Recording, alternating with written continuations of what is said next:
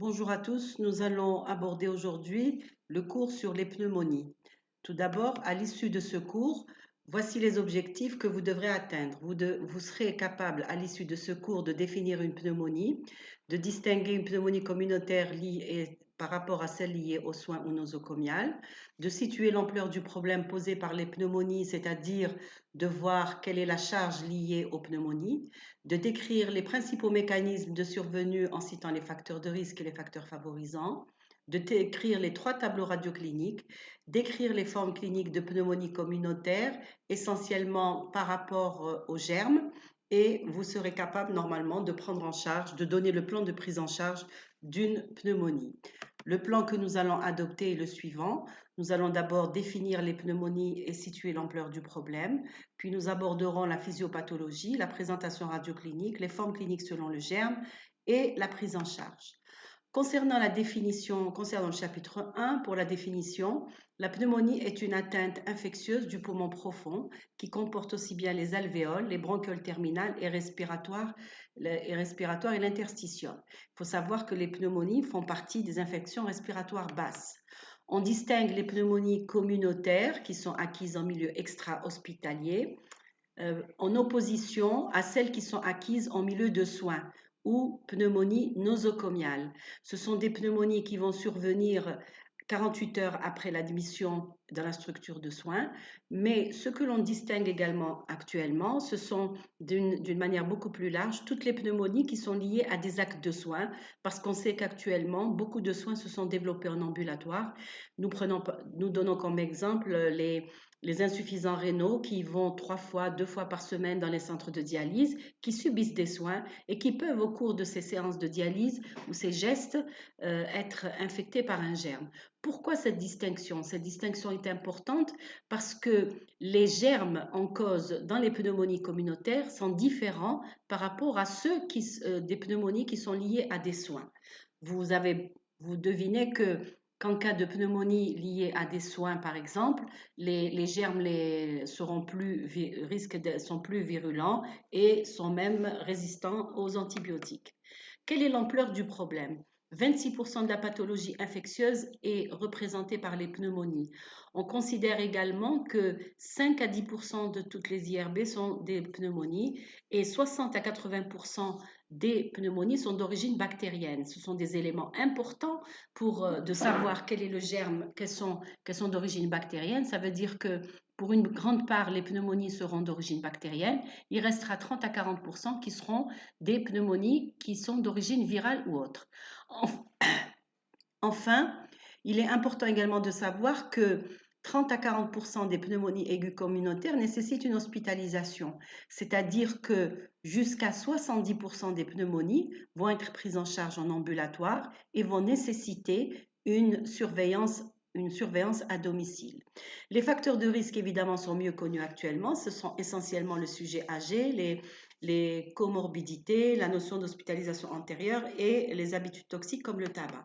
Par rapport à l'âge, vous voyez sur cette diapositive la comparaison de 3 années de survenue de pneumonie et vous voyez que plus on augmente en âge et plus la pneumonie, l'incidence de la pneumonie augmente.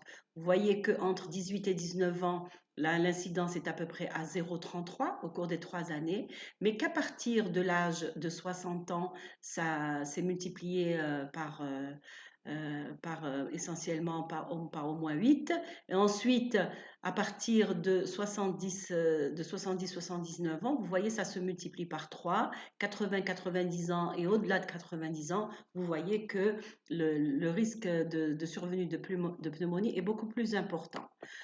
Concernant la mortalité, les pneumonies représentent la première cause de mortalité parmi les maladies infectieuses. Et 2 à 15% des personnes atteintes de pneumonie risquent de décéder. La mortalité durant l'hospitalisation est à peu près de 2,7%. En matière de coûts également, il faut savoir que les pneumonies représentent le premier poste de dépense par rapport en termes de prescription antibiotique et ça représente également 9% des arrêts de travail parmi les maladies infectieuses. Donc, à l'issue de ce chapitre 1, Vous savez que les pneumonies font partie des infections respiratoires basses.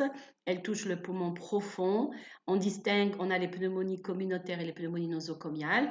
Elles augmentent le risque de, c'est une pathologie qui continue encore à sévir alors qu'on est au 21e siècle et même dans les pays très développés où elles surviennent.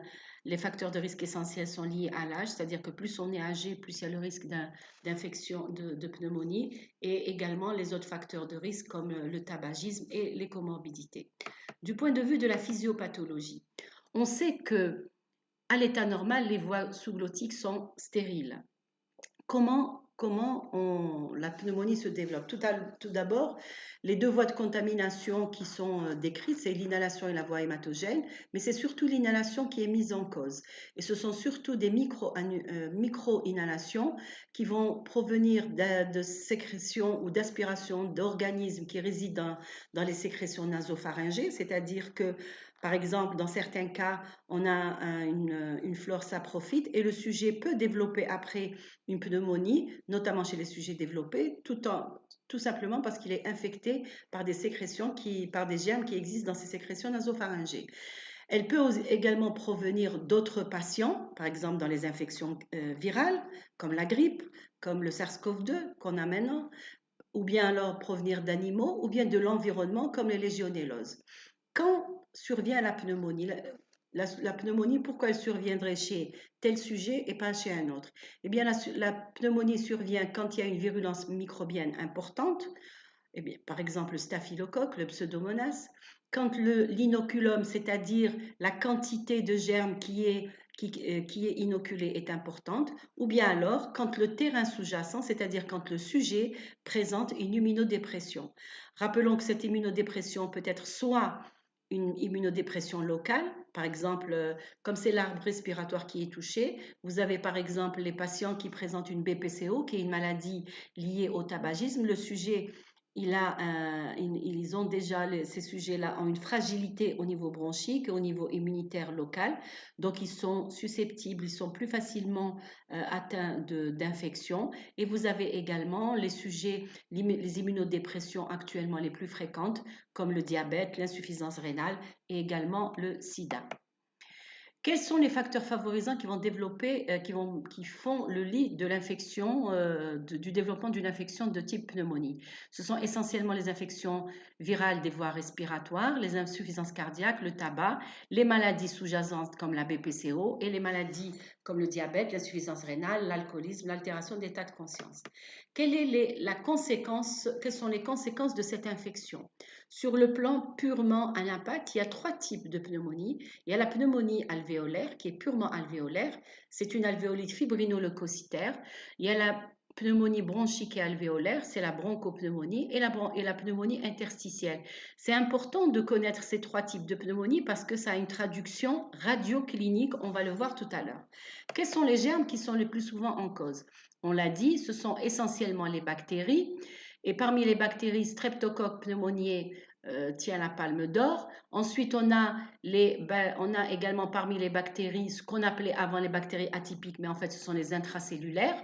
Et essentiellement parmi ces intracellulaires, maintenant la légionellose est de plus en plus reconnue et elle est importante à reconnaître parce qu'elle peut être de mauvais pronostic quand elle n'est pas reconnue à temps. Enfin, il y a également les pneumonies virales qui étaient décrites essentiellement chez les enfants. La grippe aussi peut se compliquer d'une pneumonie, mais vous le savez maintenant, il y a la pandémie liée au virus SARS-CoV-2. Le SARS-CoV-2 développe également, peut entraîner une pneumonie chez les sujets atteints.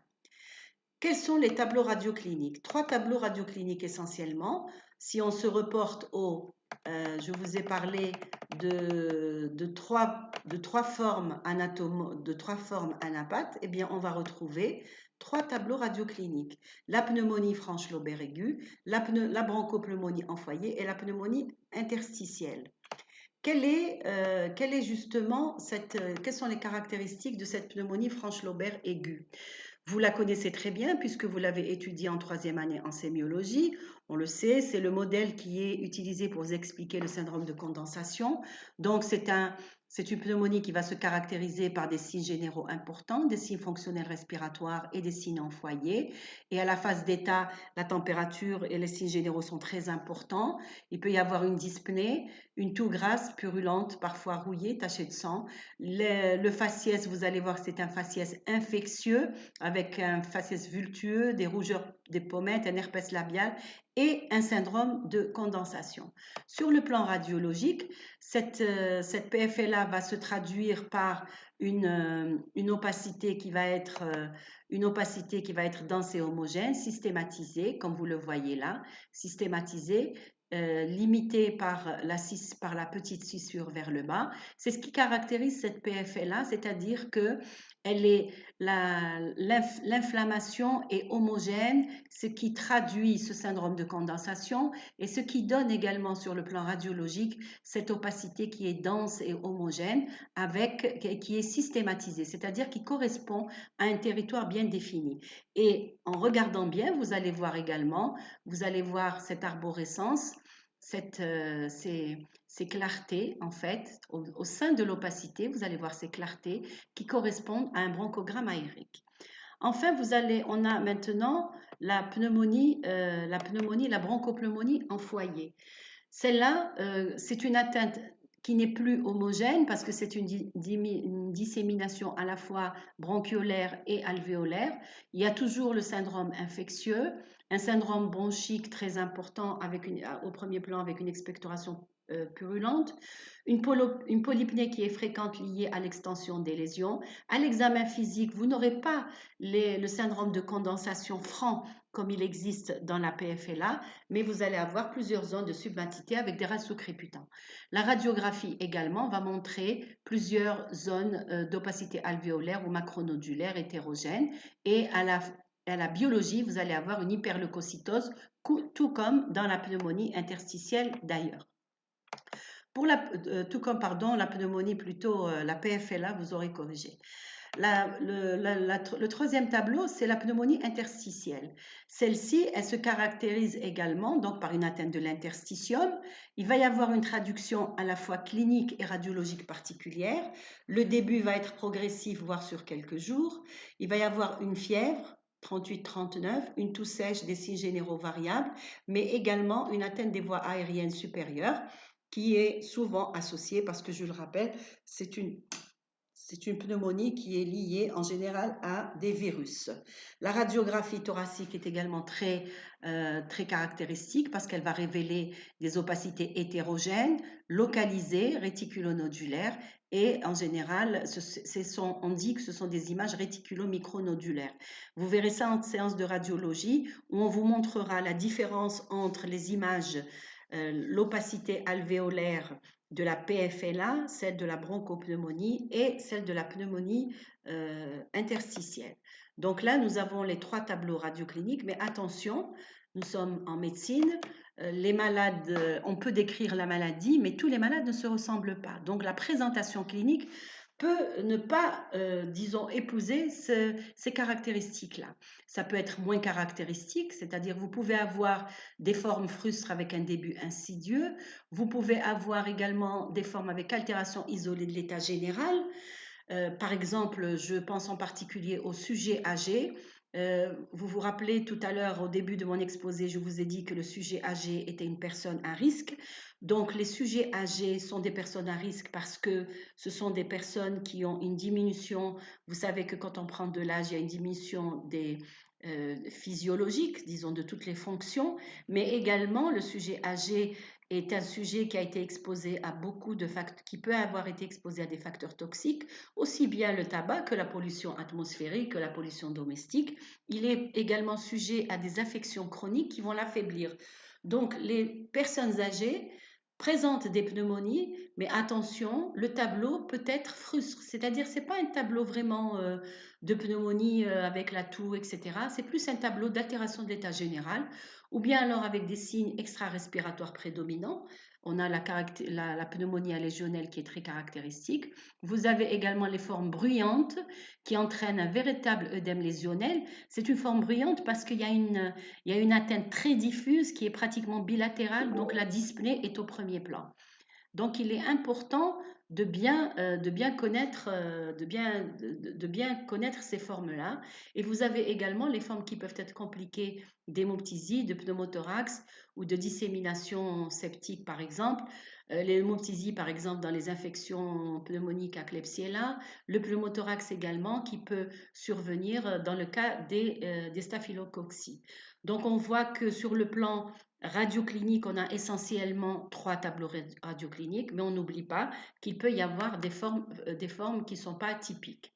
Maintenant, nous allons passer aux formes selon le germe. Nous allons d'abord commencer par les bactéries. Et parmi les bactéries, je vous ai dit tout à l'heure dans les agents en cause, le premier agent en cause, c'est le streptocoque. Le streptocoque, il peut proliférer notamment en cas d'immunodépression.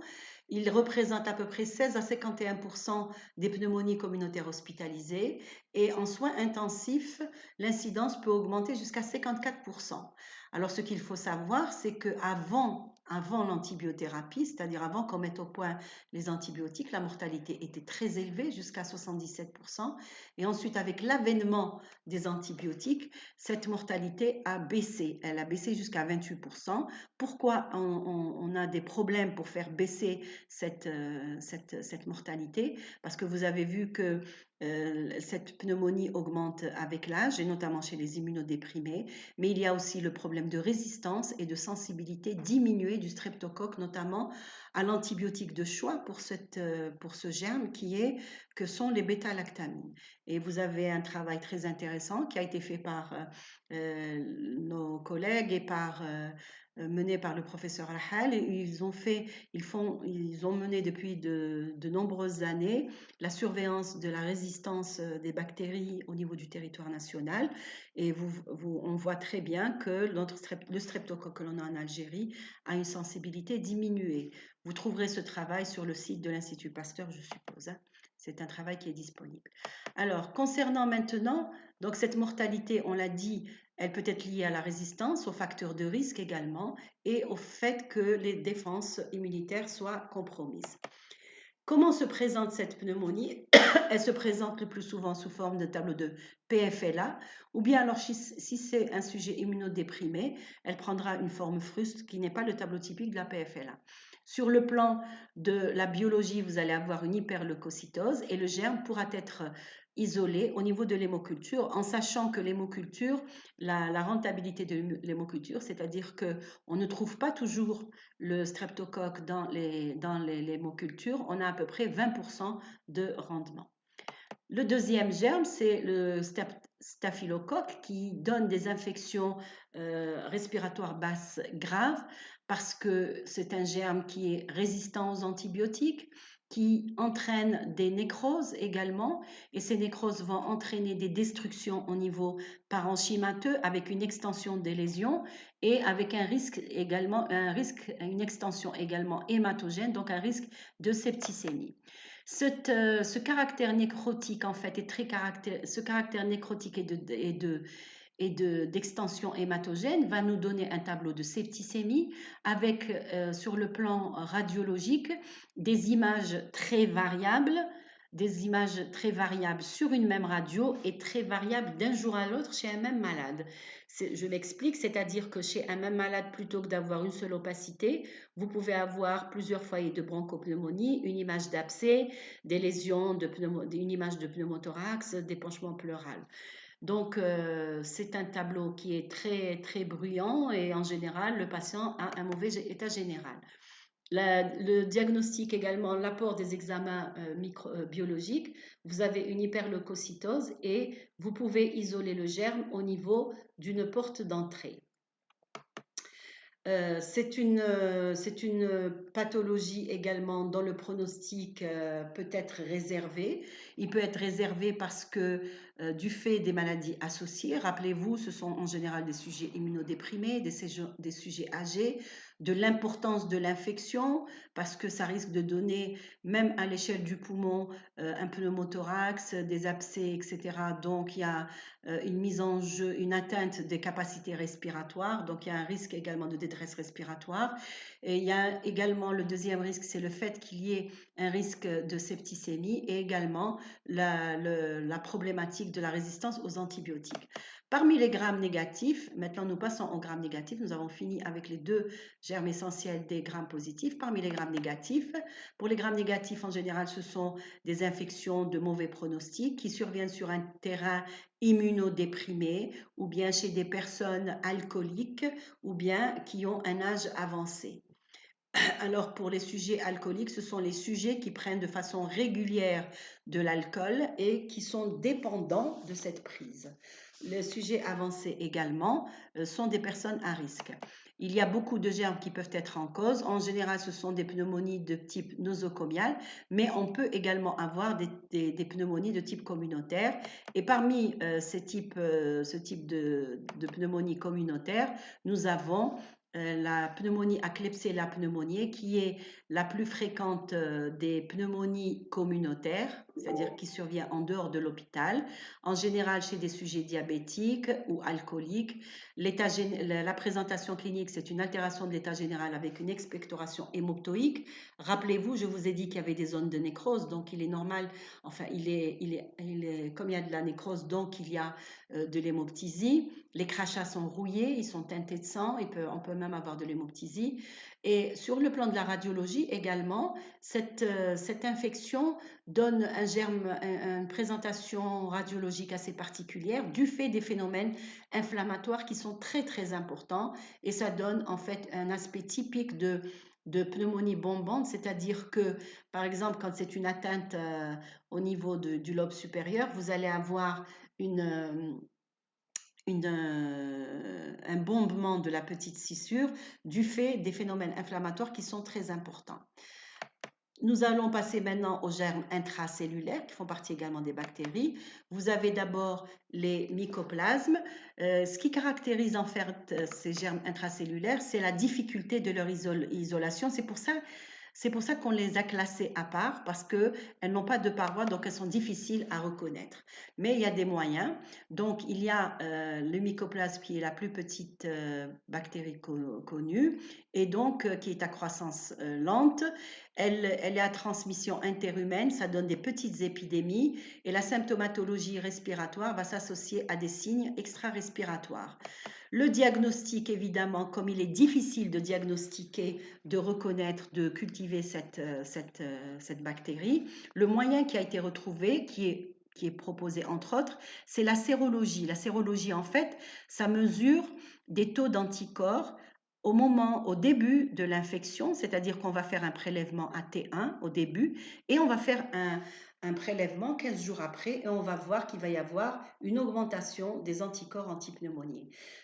Évidemment, comme c'est une infection en général qui est bénigne, on ne va pas attendre pour aller faire de la sérologie, donc c'est plus un diagnostic clinique. On se base sur la clinique pour faire le diagnostic, le traitement essentiellement tétracycline et macrolide. La deuxième bactérie intracellulaire, c'est le germe, c'est la chlamydia également, qui va comprendre 3 espèces. La transmission se fait par voie aérienne et les infections à chlamydia pneumoniae se fait sous forme endémique. Et en général, cette incidence va entraîner des périodes d'épidémie qui peuvent durer de 4 mois à 2-3 ans. Alors, c'est une infection qui est rare avant 5 ans, qui va augmenter jusqu'à 5-9 ans avec l'admission à l'école et puis après, elle va se réduire jusqu'à décroître chez le sujet âgé et la majorité des infections restent asymptomatiques. La légionellose représente également une infection une infection grave. Vous avez je remercie le professeur Souami de m'avoir permis d'utiliser cette plaque qui lui appartient. C'est une belle plaque qui vous retrace l'historique en fait de la découverte de la légionelle. Tout s'est passé à l'hôtel Bellevue à Philadelphie, aux USA, en juillet 1976, au cours d'un congrès de légionnaires où on a constaté que toutes les personnes qui étaient à ce congrès, beaucoup de personnes qui étaient à ce congrès, avaient présenté un syndrome infectieux avec des signes respiratoires et des signes extra-respiratoires. Immédiatement, donc, il y a eu une enquête du CDC et on a découvert, en 1977, on a pu isoler la légionelle qui a pu être isolée. Voilà pour donc l'histoire de la légionellose. Caractéristique donc des légionelles. Il n'y a pas une légionelle, c'est le genre légionella. Il y a 50 espèces différentes et 65 sérogroupes. Vous vous rendez compte, c'est-à-dire qu'il y a beaucoup, il y a beaucoup de sérogroupes très différents, beaucoup d'espèces très différentes. Elles sont présentes, ce qui les caractérise, c'est qu'elles sont présentes dans l'environnement et sont capables de parasiter certaines cellules, comme les protozoaires ou les amibes. Évidemment, les sujets l'homme peut s'infecter en travaillant dans des atmosphères humides. Par exemple, les gens qui travaillent la terre, les creuseurs de tombes, etc. Vous avez également les gens qui travaillent qui posent des gaines dans les sous-sols, tout ce qui est humide. On a incriminé également les climatiseurs, mais avec le développement de la technologie, maintenant les climatiseurs, l'hygiène des climatiseurs est meilleure. Donc, l'homme peut être infecté selon c'est le modèle même de l'infection liée à l'environnement. Ça nécessite évidemment, vous le lisez là, des conditions de croissance très particulières. Donc, il est important sur le plan de la prévention, notamment dans les institutions, etc., où il y a des systèmes de chauffage d'eau, etc., communs, de bien vérifier la qualité du chauffage pour ne pas favoriser le développement de cette bactérie. Sur le plan clinique, il y a des formes cliniques variables. En général, ça va du tableau pseudo-grippal, qui peut être bénin, léger, jusqu'au tableau de détresse respiratoire avec des signes respiratoires. Des signes extra-respiratoires. En général, c'est une phase d'incubation de 2 à 10 jours et puis après, les malades vont présenter un malaise général, des myalgies, des céphalées, etc. Sur le plan clinique, les formes cliniques, j'ai dit, sont très variables. Et puis après, en quelques jours, vous allez avoir la fièvre qui va s'aggraver avec une bradycardie, c'est ce qu'on appelle le pouls dissocié, c'est-à-dire que le patient est fébrile, mais il a une bradycardie, en particulier chez les personnes âgées. Il peut présenter également des signes extra-respiratoires comme des signes digestifs, neurologiques. Dans notre pratique, nous avons vu surtout des sujets avec des signes digestifs et des signes neurologiques également. Ce sont essentiellement les céphalées, mais on peut avoir, on l'a vu rarement, mais on a vu parfois de véritables tableaux d'agitation jusqu'à l'agitation. Donc, il est important de bien analyser. Quand vous avez une fièvre chez un sujet, cherchez les tableaux, les signes respiratoires, les signes extra-respiratoires. L'examen physique, qui peut révéler des râles bronchiques ou bien une matité ou un syndrome d'épanchement pleural. En général, qu'est-ce qui fait évoquer la pneumonie à légionelle? C'est l'atteinte respiratoire, les signes généraux, la diarrhée, c'est-à-dire les signes extra-respiratoires, la diarrhée, la confusion ou les céphalées. Et un autre caractère aussi qui est très important, c'est que quand on prescrit une bêta-lactamine, elles ne répondent pas. On dit qu'elles sont résistantes. En fait, parfois vous avez des patients qui viennent pour des tableaux de pneumonie. On donne un premier traitement et au bout de 1 jour, ou 2 jours, on voit que ça ne s'améliore pas. Et il y a des signes digestifs, il y a des signes neurologiques. Il faut penser évidemment à la légionellose. La radiographie du thorax, évidemment, les signes sont non spécifiques. Vous pouvez avoir une infiltration, une condensation. Pour les formes cliniques, vous avez 2 formes cliniques. Vous avez la forme grave avec beaucoup de signes neurologiques, beaucoup de signes extra-respiratoires, même cardiaques, des signes rénaux et musculaires. Et oui, parce que vous pouvez avoir une véritable, disons, une diffusion de cette bactérie et donc entraîner un tableau général. En général, ces formes graves, ce sont surtout les sujets immunodéprimés. Maintenant, vous pouvez avoir une forme bénigne qu'on appelle la fièvre de Pontiac. En fait, cette forme a été décrite pour la première fois en 1968 à Pontiac.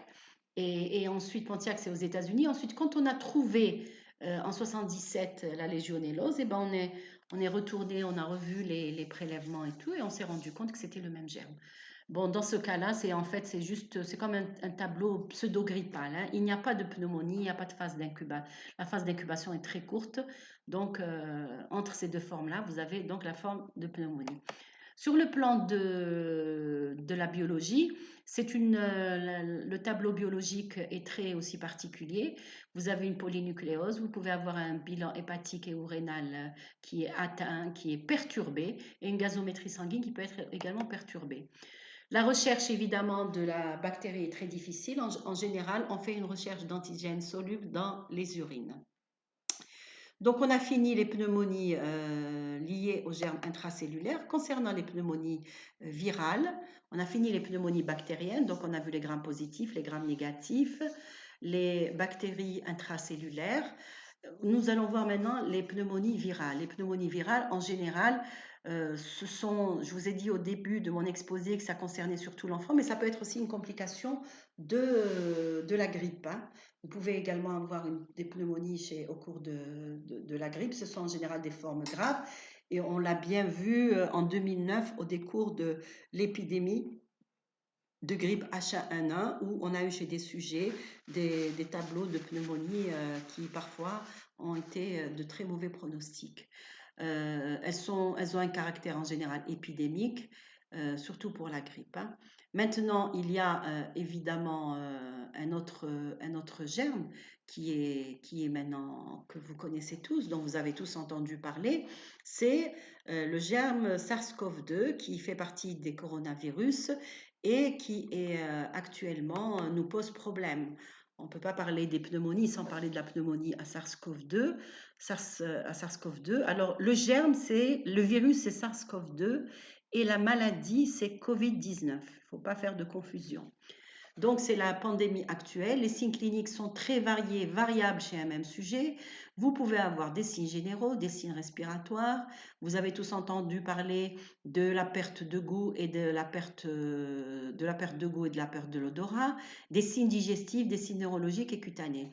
Depuis le début de la pandémie en décembre 2019, le tableau ne cesse pas de se compléter, c'est-à-dire que au départ, on était là, ensuite on a eu l'anosmie, la gueusie, les signes digestifs, etc.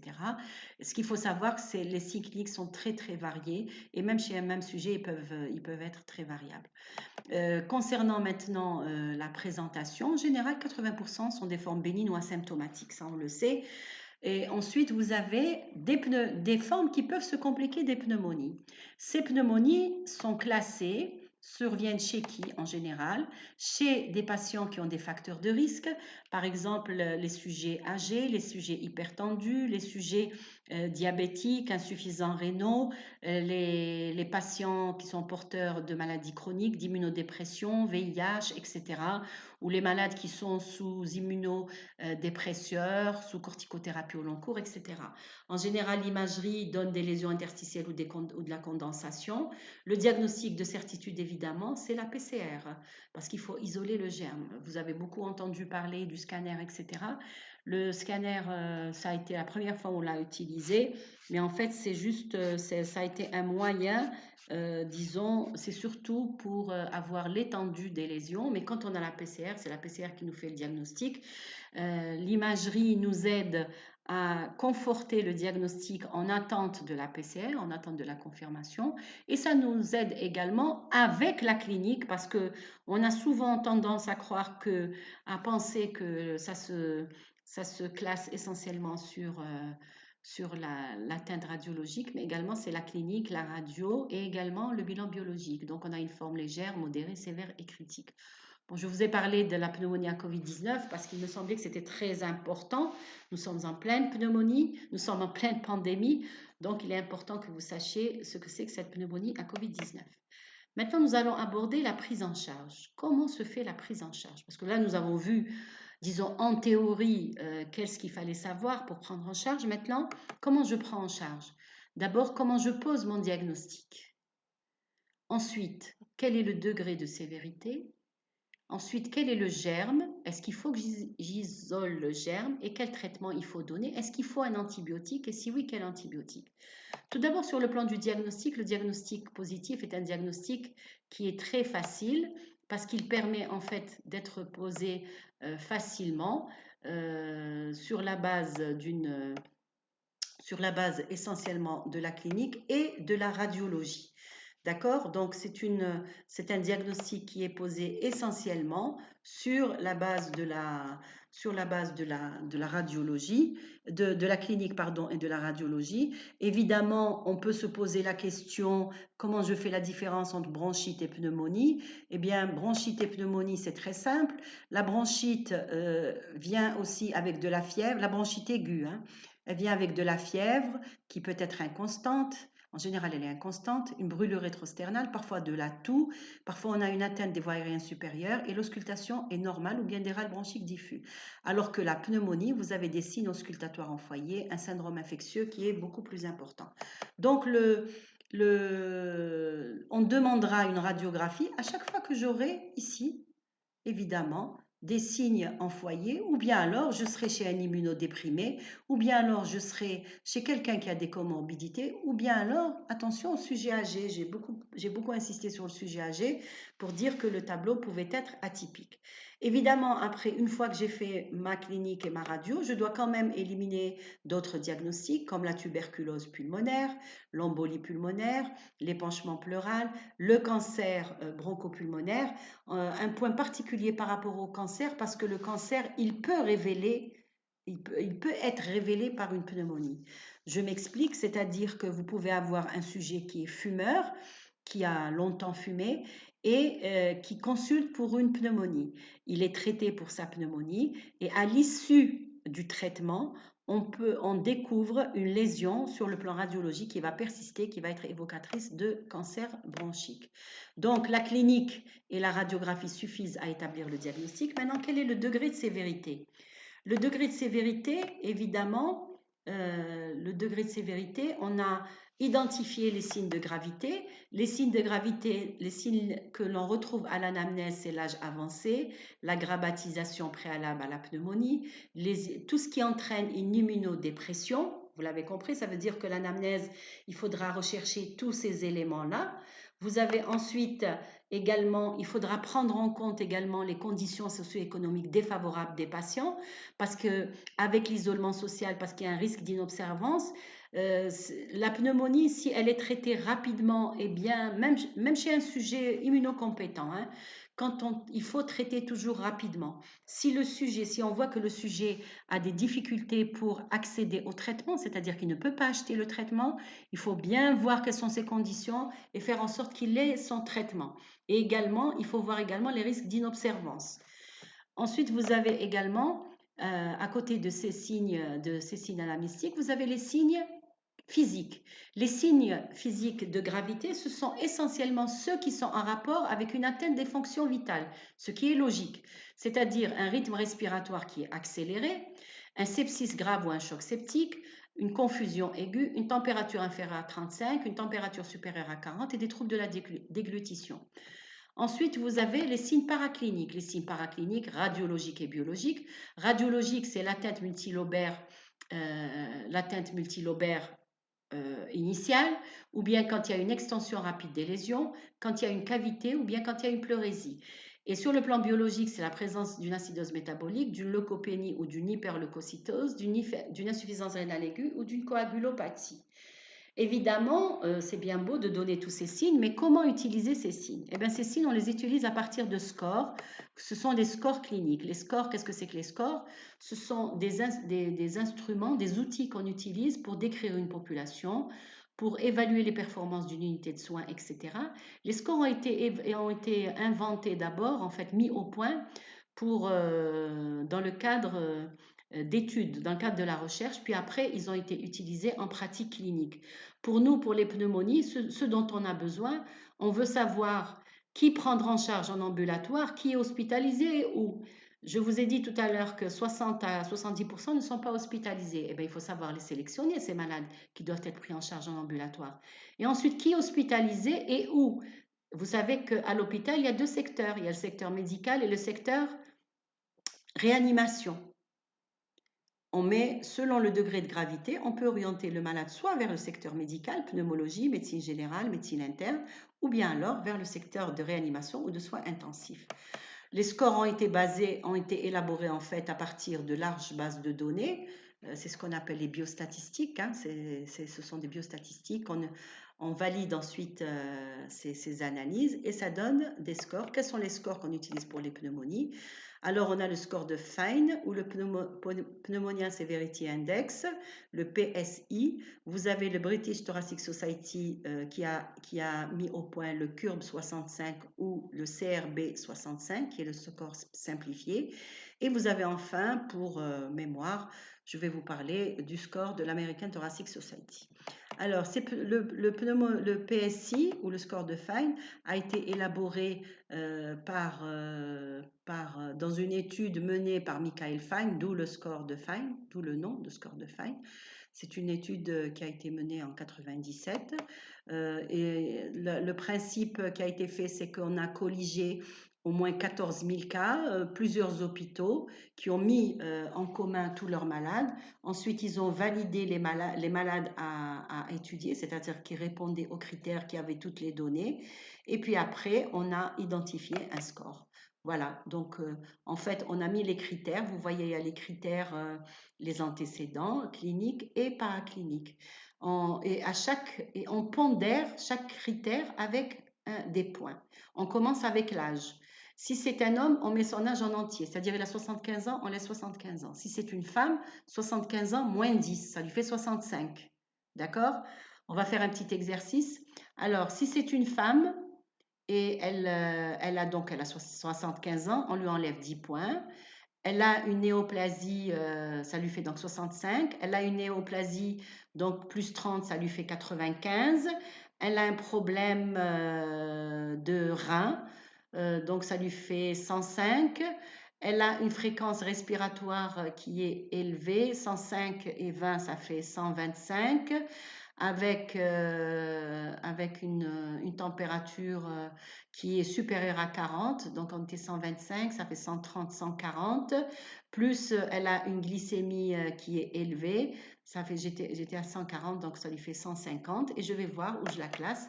Et bien vous voyez, elle est classée stade 4, ça veut dire que la mortalité est beaucoup plus importante. Vous voyez que la mortalité, elle est dans ce groupe-là, ça veut dire que c'est le groupe le plus grave. D'accord? Il y a un risque de mortalité, il y a un risque de mortalité très élevé. Vous voyez, plus le score est élevé et plus le risque de mortalité est élevé. Évidemment, on ne peut pas utiliser ce score facilement quand on est en consultation d'urgence ou en pratique de ville. Donc, il a été mis au point un autre score par la British Thoracic Society, qui est en fait un score qui a été validé également sur 1000 pneumonies. Et on a fait simple, on a pris en compte la confusion mentale, l'urée sanguine, la respiration, la fréquence respiratoire, la tension artérielle, soit quand il y a une baisse de la systolique à moins 90 ou de la diastolique plus de 60, et quand le sujet est âgé plus de 65 ans. Un patient qui présente 2 de ces 4 facteurs multiplie par 36 le risque de mortalité. C'est-à-dire, si je prends ma patiente de tout à l'heure, elle est arrivée, je l'ai reçue, et ben, elle a 75 ans, elle a déjà un point. Elle avait une fréquence élevée, ça lui fait 2 points. Ça veut dire qu'à 2 points, elle a un risque élevé. Ça veut dire que c'est une patiente que je vais hospitaliser. Voilà, donc vous voyez également ici, plus le score augmente, plus on a un risque de mortalité élevé. Enfin, on a, plutôt que de laisser comme ça, avec l'urée, qui n'est pas toujours disponible, donc on a également mis au point un score beaucoup plus simple, ou qui est essentiellement clinique, c'est-à-dire qui utilise la confusion mentale, la fréquence respiratoire, la tension artérielle et l'âge. Vous voyez que si 0 critère, ça veut dire que c'est un sujet jeune qui a toute sa conscience, qui n'a pas de troubles respiratoires, qui a une bonne tension, je le laisse à la maison. Mais si c'est la dame de 75 ans, eh ben je la garde à l'hôpital ou bien je l'oriente à l'hôpital. Enfin, vous avez je vous en parle, il y a un autre aussi score qui a été mis au point par l'ATS. C'est un score en fait qui permet aussi de sélectionner les malades pour les soins intensifs d'emblée, c'est-à-dire à l'arrivée. Alors, évidemment, la problématique, c'était de savoir est-ce que ces 3 scores se ressemblent, quel est le plus efficace? Est-ce que finalement, il ne faut pas faire un score complet ou pas? Et ben, on se rend compte que sur le plan de la sensibilité et de la spécificité, ben, le score le score CRB65 est un score très sensible et très efficace. On voit maintenant donc en pratique, c'est-à-dire en pratique en consultation, à l'arrivée du patient, c'est le CRB65 que l'on utilise de toute façon, tous comme nous sommes dans notre pratique actuellement. Quel est le germe qui est en cause? Alors c'est la grande question parce que ça, vous avez vu, il y a beaucoup de germes qui sont en cause. Il faut finalement que l'on sache quel germe qu'est-ce que je traite comme germe. Alors, on va lire cette phrase. Aucun signe clinique ou radiologique n'a de valeur discriminante suffisante pour préciser sur ces arguments le micro-organisme en cause. C'est-à-dire que vous ne pouvez pas dire parce que c'est une PFLA, c'est obligatoirement un streptocoque. Parce que c'est une atteinte bronchopneumonique, c'est un germe gram négatif. Vous avez bien vu que même le streptocoque peut se présenter sous d'autres formes. Donc, on ne peut pas faire une corrélation entre le tableau clinique et la présentation du germe. Il y a des fréquences, certes, mais on ne peut pas se baser que sur la radio et la clinique, que sur la clinique et la radio. On se base essentiellement sur l'épidémiologie microbienne. Évidemment, il faut, à ce moment-là, on ne va pas faire des prélèvements pour tout le monde puisque depuis le début, je dis qu'il y a des patients qui sont pris en ambulatoire. Il y a une catégorie de prélèvements à faire en ambulatoire et il y a d'autres à faire à l'hôpital. On peut même prendre en charge un patient avec le minimum de prélèvements, on va le voir tout à l'heure. Donc, il faut sélectionner les patients qui vont bénéficier d'exploration et quelle exploration ils vont avoir et choisir le mode de prise en charge. Il faut penser bactéries mais aussi virus, parce qu'on a tendance à oublier les virus. Quels prélèvements sont disponibles? Alors, on a les hémocultures, l'examen cytobactériologique des crachats. J'aurais dû l'écrire en entier, je m'excuse. Donc, examen cytobactériologique des crachats, prélèvement au niveau d'une porte d'entrée, sérologie, prélèvement en fibroscopie protégée et les sondes d'aspiration. Pour les hémocultures, évidemment, c'est la méthode qui est reconnue la plus efficace et la plus qui est fiable, elle est spécifique. Son taux de positivité peut aller jusqu'à 25% chez les malades hospitalisés. Évidemment, sa positivité augmente avec la gravité de la pneumonie. Et donc, mais il n'y a pas de corrélation. En fait, alors oui, la problématique, c'était est-ce que plus la pneumonie est grave et plus l'hémoculture risque d'être négative? Eh bien non, on a démontré que qu'il n'y avait pas une corrélation. Concernant le CB des crachats, examen cytobactériologique des crachats, évidemment, on pourrait être tenté de dire c'est une maladie des poumons, c'est les voies respiratoires, et bien on recueille les crachats et on fait l'examen des crachats. Or, ce n'est pas aussi simple que ça parce que je vous ai dit que c'est une atteinte du poumon profond, donc les sécrétions doivent provenir du poumon profond. Or, quand on fait un examen cytobactériologique des crachats, ces sécrétions ne proviennent pas directement de l'arbre respiratoire, elles ne proviennent pas uniquement du poumon profond, mais elles traversent tout l'arbre bronchique, les voies aériennes supérieures, etc. Donc, elles sont souillées. Donc, pour faire cet examen, c'est pour ça que cet examen, il est fait avec parcimonie et avec beaucoup de précautions. Quand on le fait chez des malades hospitalisés. On prépare le malade et même en microbiologie, c'est-à-dire nos collègues de microbiologie prennent des précautions pour vérifier évidemment que c'est un bon prélèvement parce qu'on demande aux malades de tousser, de bien tousser et ensuite on met le produit de cette toux dans une boîte. Et donc, au niveau du laboratoire, ils vont d'abord vérifier que c'est un échantillon qui provient des voies aériennes inférieures. Donc, pour vérifier, il y a un nombre de cellules à retrouver. Ensuite, ils vont faire la quantification bactérienne et puis la positivité va dépendre de la gravité de la pneumonie. C'est pour ça qu'en général, on le garde pour des pneumonies très graves où on n'a pas de germes, on n'a pas de piste immédiatement et donc on demande cet examen. On a également le prélèvement au niveau d'une porte d'entrée, par exemple une lésion cutanée ou bien une ponction pleurale, on peut faire ce prélèvement. Il y a les antigènes également urinaires antipneumococciques, mais qui ne sont pas utilisés de façon courante. Vous avez également l'antigène urinaire à Legionella, également, qui peuvent être utilisés et qui sont des techniques également qui peuvent être utilisées. Ensuite, vous avez donc les sérologies pour donc, la légionnelle, mais c'est plus un outil de type épidémiologique, c'est-à-dire qu'on l'utilise dans des enquêtes. Enfin, on a, je vous ai parlé tout à l'heure pour chlamydia et mycoplasme pneumoniae, les sérologies sont possibles, mais le temps de faire le deuxième prélèvement, en général, le malade est guéri, donc on ne l'utilise pas de façon courante. C'est plus également un outil plutôt épidémiologique. Enfin, on a les explorations également qui sont les explorations invasives.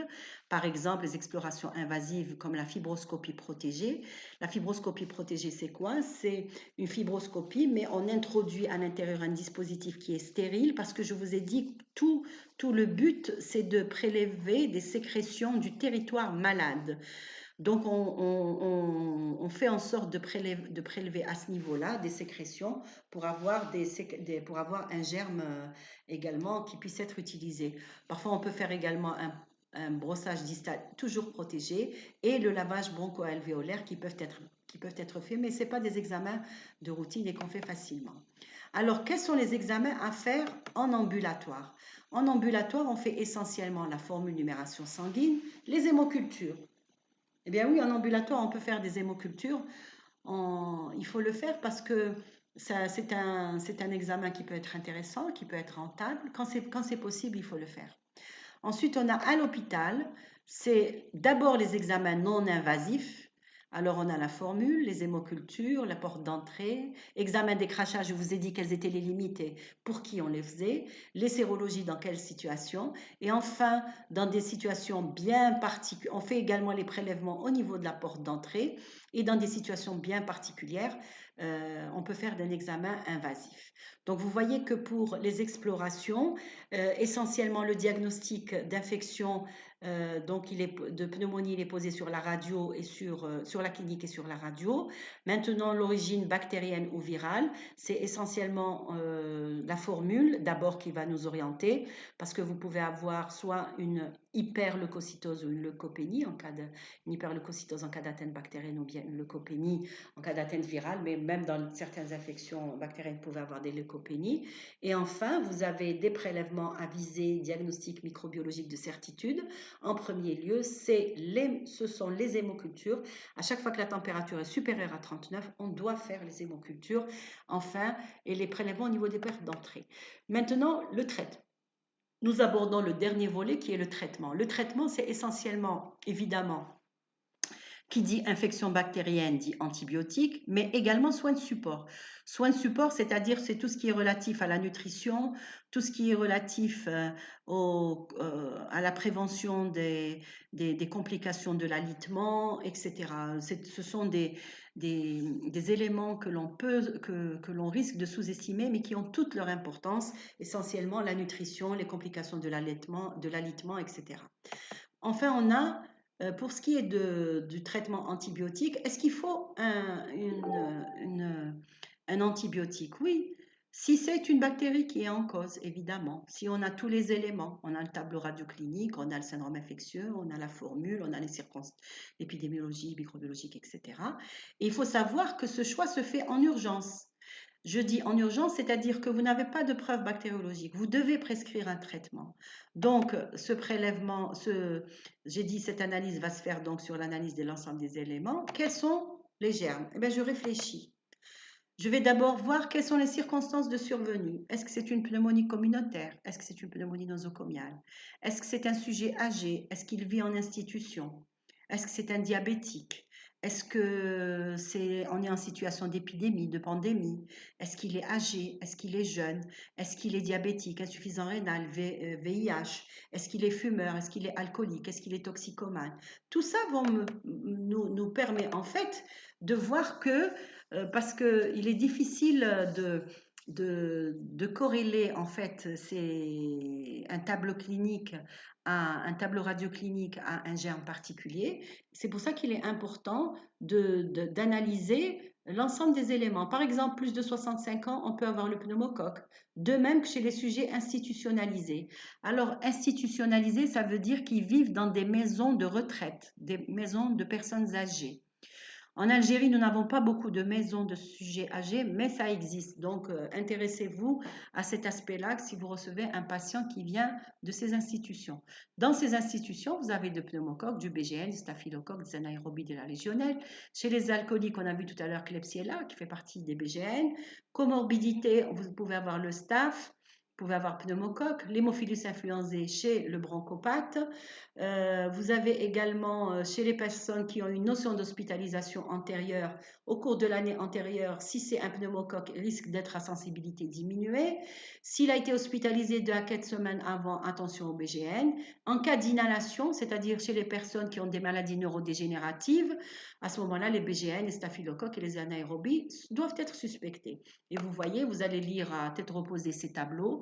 C'est une revue de la littérature où on voit, en fonction du micro-organisme, des données épidémiologiques et également des données, disons, des présentations. Voilà comment on va se présenter sur le plan radioclinique. Et vous avez ici, en fait, le germe, ici, les données épidémiologiques et ici, le tableau radioclinique. De même, dans ce tableau, vous avez le micro-organisme, les données épidémiologiques et les données radiocliniques. Mais ce n'est pas toujours, disons, mais ce sont des outils qui... Et toutes ces données, en fait, ont été faites sur la base de l'épidémiologie microbiologique. Mais évidemment, il est important de connaître le germe, c'est bien. Ce qui est surtout important, j'ai dit, c'est de prescrire le traitement en urgence. Et si je dois le prescrire en urgence, je dois le prescrire immédiatement. Immédiatement, c'est-à-dire que au cours de la première heure, le traitement doit être prescrit. Pourquoi? Parce qu'il y a des travaux qui ont été faits, et en particulier ce travail qui illustre bien cet aspect, où on voit que quand le patient quand le patient a son traitement moins de 8 heures par rapport à l'arrivée, la mortalité diminue à 30 jours. Également, il y a un accroissement de la durée d'hospitalisation. De 4 jours, si c'est plus de 2 heures, et de 5 jours, si c'est plus de 12 heures. Donc, vous voyez, ça, c'est très important. Il y a un problème, il y a une conséquence à la fois sur le sujet de pronostic, un risque de mortalité. Il y a également un important impact sur le plan durée d'hospitalisation, coût, morbidité, consommation des structures de soins, etc. Donc, le traitement doit débuter immédiatement. Il faut commencer le traitement et là, il faut insister chez le malade. Le choix de l'antibiotique, évidemment, le choix de l'antibiotique va dépendre de la nature et du niveau de résistance à l'échelle locale, de l'allergie, de l'intolérance et du coût. Ce choix d'antibiotique, en général, va être... il est important parce que tout d'abord, l'antibiotique de dernière génération, le plus cher, n'est pas forcément le plus efficace. Ça veut dire qu'on reste avec, on n'a pas besoin de multiplier et de mettre des nouveaux antibiotiques pour guérir le malade. C'est pas ce qui est important, c'est de viser juste. Et on peut viser juste le germe avec une ancienne molécule. On n'a pas besoin d'aller vers des nouvelles molécules qui coûtent cher, que l'industrie pharmaceutique va vous vendre, etc. Hein. Donc il faut faire très très attention parce que ça nous pose le problème de la sélection de germes résistants et c'est nous qui sommes à l'origine de la fabrication de cette résistance et nous devons faire très attention. Donc en général, pour les antibiotiques, c'est une mono-antibiothérapie, essentiellement une bêta-lactamine amoxicilline, la bonne vieille amoxicilline. En cas d'allergie, les macrolides et les associations, c'est essentiellement un staphylocoque. Vous allez voir tous ces aspects-là en détail au cours du TD d'application. Vous allez faire des cas cliniques et vous allez voir les prescriptions. Alors, dernière recommandation concernant si on prend en charge le malade en titre ambulatoire. La voie orale est équivalente à la voie injectable, donc inutile de mettre des injections. Si c'est de l'amoxicilline, on la met en comprimé. On n'a pas besoin de mettre de l'injection. C'est aussi efficace, ça a été démontré. Il faut donner une ordonnance qui soit rédigée clairement, que le malade puisse la lire, que le pharmacien puisse la lire, que l'infirmier puisse la lire. Il faut faire prendre la première dose dans les meilleurs délais. Il faut dire au patient le diagnostic. Monsieur, madame, vous avez une pneumonie. Il faut expliquer ce qu'est cette maladie pour que le sujet comprenne qu'est-ce qu'il a comme maladie, pourquoi il doit prendre son traitement rapidement et comment il doit également se surveiller. Donc, on va lui demander de surveiller sa fièvre, bien se nourrir, de prendre beaucoup d'eau et de revenir pour le contrôle dans les 48 à 72 heures. La surveillance donc est essentiellement clinique. On n'a pas besoin d'autres éléments. On fait une surveillance clinique même quand le patient est hospitalisé. Il y a des cas où le patient est hospitalisé. Nous faisons essentiellement une surveillance clinique. La radiographie ne doit pas être faite tous les 2 jours ou tous les jours. La radiographie, elle est faite à l'issue du traitement. En cas de non-réponse au traitement, il faut se poser des questions. Soit il y a un germe virulent, soit il y a une résistance, ou bien la chose la plus simple, c'est que le patient n'a pas pris le traitement. Ça peut arriver. Attention. Quand le patient revient et vous dit « je ne me sens pas bien », demandez-lui d'abord « avez-vous pris le traitement ?» Comment vous l'avez pris? À quelle dose? Donc ensuite, il faut évoquer donc les résistances, les germes virulents, la diminution de la défense et évoquer également une extension des lésions ou bien une pleurésie et un pneumothorax. Pour les pneumonies virales, vous savez qu'il n'y a pas de traitement normalement. Je vais quand même parler du Covid-19 puisque nous sommes en pleine pandémie de Covid-19. Il est important de rappeler que c'est une maladie nouvelle qu'on ne connaissait pas. Donc, comme dans toute maladie nouvelle, la démarche qui a été faite, ça a été de repositionner des molécules. Repositionner des molécules, ça veut dire qu'on a pris d'anciens médicaments qui existaient déjà, qui, sur le plan physiopathologique, pharmacologique, base physiopathologique, microbiologique, etc., surtout base physiopathologique, répondaient aux caractéristiques de la nouvelle maladie et on donne ces nouvelles molécules. Et c'est comme ça qu'on a repositionné l'hydroxychloroquine, l'azithromycine et d'autres médicaments. En Algérie, c'est, selon l'instruction ministérielle, hydroxychloroquine, azithromycine et tous les autres soins, oxygène, anticoagulants, corticoïdes, etc. Mais évidemment, tout ça, c'est en fonction de la sévérité. Pour ce qui est de la prévention, on va terminer évidemment avec la prévention parce que ce sont des maladies que l'on peut prévenir. Vous avez bien vu que les pneumonies au siècle dernier et notamment au début du siècle et au 19e siècle, c'était des maladies qui tuaient, c'était des maladies qui étaient très fréquentes, mais avec l'amélioration des conditions de vie, l'espérance de vie qui a augmenté, évidemment, l'amélioration des conditions de vie, l'amélioration des conditions d'hygiène, ça a beaucoup, beaucoup diminué, mais l'augmentation de l'espérance de vie a fait que l'on soit exposé à beaucoup de facteurs extérieurs, qu'il y a un risque de comorbidité très élevé, comme par exemple le diabète, l'obésité. Donc, évidemment, c'est des maladies qu'on peut encore, qui vont encore exister, pour peu qu'on agisse sur ces facteurs de risque. Quand on sait qu'il suffit que les gens arrêtent de fumer, diminuer le sucre, agir sur la malbouffe. Voilà et promouvoir également l'exercice physique. Voilà des méthodes qui pourraient nous changer la vie. L'hygiène également, le lavage des mains, la distanciation puisqu'on est en pleine Covid, la vaccination antigrippale. Je vous encourage tous étudiants en médecine, vous faites partie du personnel soignant, donc allez vous vacciner contre la grippe. On se vaccine contre la grippe parce qu'il ne faut pas qu'on contamine nos patients et puis parce qu'il faut qu'on se protège. Il y a enfin la vaccination antipneumococcique également qui est indiquée chez les groupes à risque. Donc, si on doit faire la synthèse de ce cours, c'est de dire